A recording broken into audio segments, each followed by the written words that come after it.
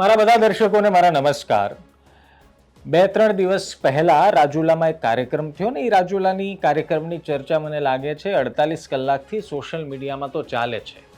પરંતુ CR પાટીલે કહેલું એક વાક્ય એ અમરીશ ડેર અને હીરા સોલંકી બંને માટે ખૂબ મહત્વનું સાબિત થાય એમ હતું કે નહીં. અને એમણે કહેલી એક વાત હજી પણ લોકોને કદાચ ગળે ઉતરશે કે કેમ એ મોટો સવાલ છે.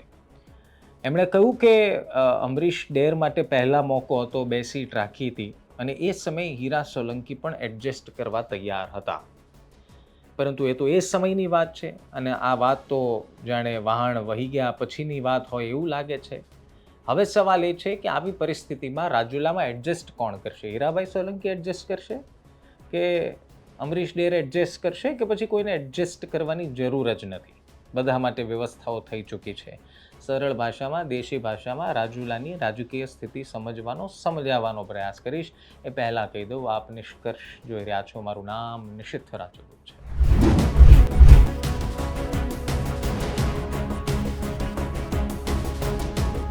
સૌથી પહેલાં રાજુલાની રાજકીય સ્થિતિ પર અત્યારે વાત શા માટે કરું છું એનો જવાબ આપી દઉં. ઘણા હરકપદુડા છે જે એવા કમેન્ટ કરતા રહે છે કે અત્યારે શું કરવા, આને તો આની જ પડી છે. પરંતુ ખેર, મારા વાંચકો, મારા દર્શકો, જે વ્યુઅર્સ છે મારા, એને કહી દઉં કે રાજુલાની રાજકીય સ્થિતિ પર એટલા માટે પણ વાત કરવી પડે કારણ કે અંદરખાને ઘણી બધી વાતો થઈ રહી છે.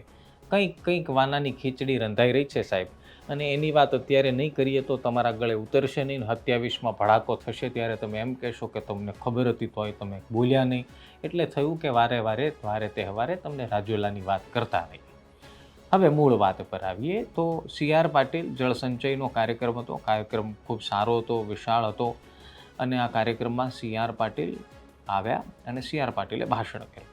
આમ તો અમરીશ ડેર અને CR પાટીલ વચ્ચે મૈત્રીપૂર્ણ સંબંધ કેવા છે એના દાખલા તમે ભૂતકાળમાં જોઈ ચૂક્યા છો. પરંતુ તેમ છતાં અમરીશ ડેરને એક મજાકિયા વેમાં એમણે કીધું કે અમરીશ ડેર માટે સીટ પહેલાં પણ ખાલી રાખી હતી અને એવા સમયે સીટ ખાલી રાખવાની વાત હતી કે જ્યારે હીરા સોલંકી પણ એડજસ્ટ કરવા તૈયાર હતા. 2 બેઠકો રાખી હતી એવી વાત CR પાટીલે કરી હતી.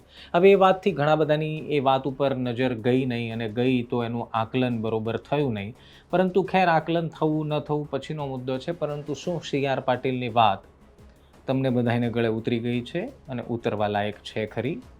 કારણ કે એ હીરા સોલંકીની વાત કરી રહ્યા છે જે હીરા સોલંકી માટે 2024માં ભાવનગરની લોકસભા બેઠક ખાલી રાખવાની વાત હતી અને આખરે એ નિર્ણય બદલાયો અને હીરા સોલંકીને રાજુલામાં જ રાખવામાં આવ્યા. તો રાજુલામાં ફટાકડા ફોડી ઉજવણી કરવામાં આવી હતી એમના સમર્થકો દ્વારા કે ધન્યવાદ આપનો કે હીરા સોલંકીને રાજુલામાં જ રાખ્યા. હવે એ હીરા સોલંકી એડજસ્ટ કરવા તૈયાર હતા જે CR પાટીલ કર્યા છે કે જે વર્ષોથી રાજુલાથી જીતતા આવ્યા છે અને એક વખત હાર્યા બાદ એમણે કરેલા પ્રચારના વિડીયો જે વાયરલ થયા હતા એ હીરા સોલંકીની વાત CR પાટીલ કરી રહ્યા છે કે એ અમરીશ ડેર માટે એડજસ્ટ કરવા તૈયાર હતા. અને નવાઈની વાત, એ એવા સમયે એડજસ્ટ કરવાની વાત હતી જ્યારે 2022માં ઓલરેડી કોંગ્રેસ અમરીશ ડેરને ટિકિટ આપી ચૂક્યા હતા અને માત્ર ફોર્મ ભરવાની પ્રક્રિયા બાકી હતી. લગભગ એ સમય દરમિયાનની જ વાત છે. અને ત્યારે અમરીશ ડેરે એવો જવાબ આપેલો અથવા તો એવી વાત થયેલી કે મને કોંગ્રેસે ટિકિટ આપી છે ને હું હું કરી શકું નહીં અથવા તો ભાજપમાં આવી શકું નહીં. પરંતુ એ બાદ અમરીશ ડેર અર્જુનભાઈ પોતાના ગુરુની સાથે ભાજપમાં આવી પણ ગયા. હવે સમસ્યા એ વાતની છે કે બંને એક જ પક્ષમાં છે તો એડજસ્ટ કોણ કરશે? પહેલાં તો પરિસ્થિતિ અલગ હતી. એક વ્યક્તિ કોંગ્રેસમાં હતો, એક વ્યક્તિ ભાજપમાં હતો. કદાચ હીરા સોલંકીને મહુવા કે તળાજાથી ટિકિટ આપી દે તો કદાચ એ એડજસ્ટ કરવા તૈયાર થઈ જાય. કદાચ છેવટે એવું માની પણ લઈએ, પરંતુ એ સ્થિતિ લાગતી નથી. પરંતુ હવે તો બંને એક જ પક્ષમાં છે. તકલીફ એ વાતની છે પક્ષ માટે કે બંને એક્ટિવ છે, બંને પોતપોતાના સામાજિક કામો પણ કરી રહ્યા છે, રાજકીય રીતે પણ મજબૂત થઈ રહ્યા છે. તો સવાલ એ છે કે એડજસ્ટ કોણ થશે? શું હવે એડજસ્ટ થવાની વાત કોઈ ભાજપના વરિષ્ઠ નેતા હવે કરી શકશે ખરી 2027 પહેલાં?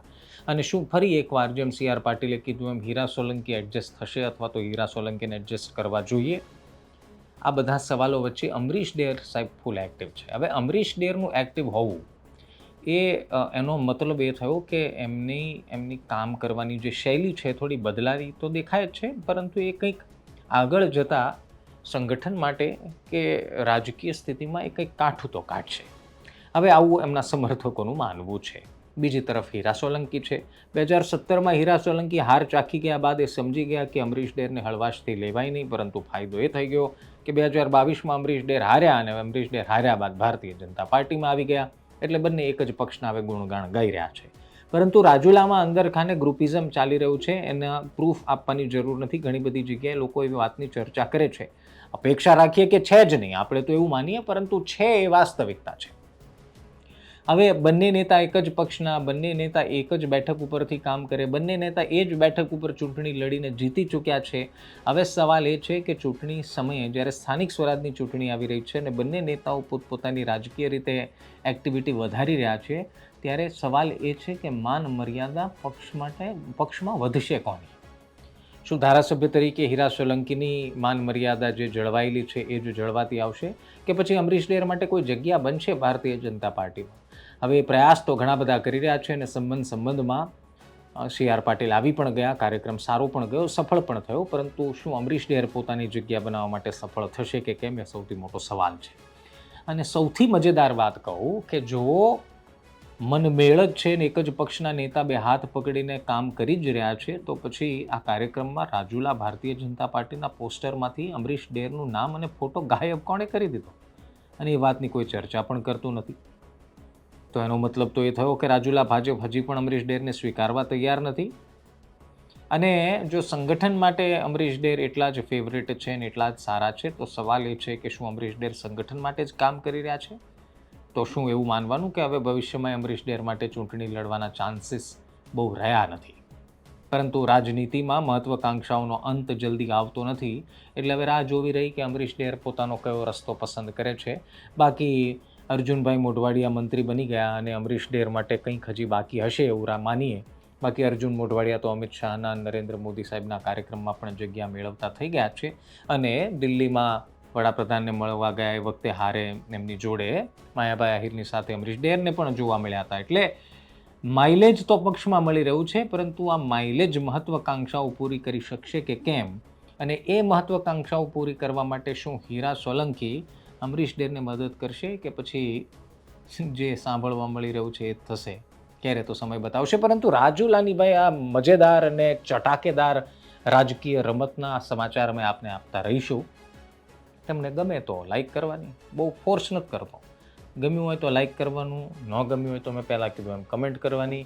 બાકી ઘણા હરકપદુડા જે છે જેમને વગર કારણની કમેન્ટ કરવામાં પણ આનંદ આવે છે, તો એ મારા મિત્રોને પણ હું ધન્યવાદ કહું છું કે આપ કમેન્ટ કરતા રહો. તમારો ભાઈ તમારી કમેન્ટમાંથી કંઈક નવું શીખતો રહેશે અને કંઈ બદલાવ કરવાના પ્રયાસ કરશે. બાકી રહી વાત રાજુલાની વિધાનસભાની અથવા તો હીરા સોલંકી કે અમરીશ ડેરની, તો ભાઈ એ તો રાજનેતાઓ છે, પોતાની જગ્યા કરવા માટે કુશળતા ધરાવે છે. આપણે બસ હવે જોવાનું એ છે કે કોણ કોની કુશળતા બગાડે છે. મળીએ આવતીકાલે. ત્યાં સુધી ધ્યાન રાખો, મજા કરો. જય જય ગરવી ગુજરાત.